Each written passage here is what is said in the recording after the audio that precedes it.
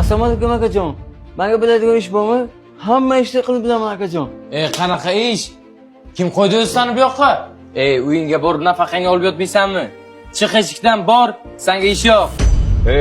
To'xta. Nima qilganing bu? Bor, ishingni qilaver. Ha, uka.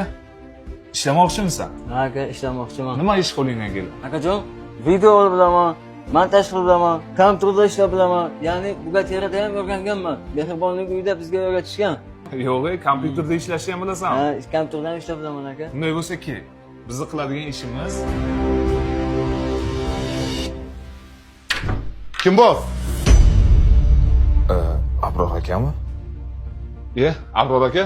Assalomu alaykum. Tinchlikmi akajon? Shaxsan o'zingiz kelibsiz? Bizni kompaniyamiz uylarini sotuvi bilan kim shug'ullanyapti? Mana biz shug'ullanyapmiz aka. Bizni mijozlar bilan kim gaplashyapti? Mana bizni xodimlarimiz gaplashyapti.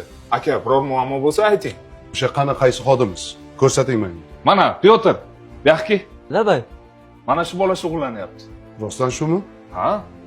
Nima qilib qo'yganingni bilasanmi, uka? Yo'q akajon, tinchlikmi? Aka, biror muammo bo'lsa, men o'zim bartaraf qilaman. Sen nima qilganingni bilasanmi? Yo'q. Rekord yaratding, uka! Bir oyda 30 ta uy sotibsan, uka! Kebul bag'rimga bosib qo'yay. Muborak bo'lsin. Rahmat.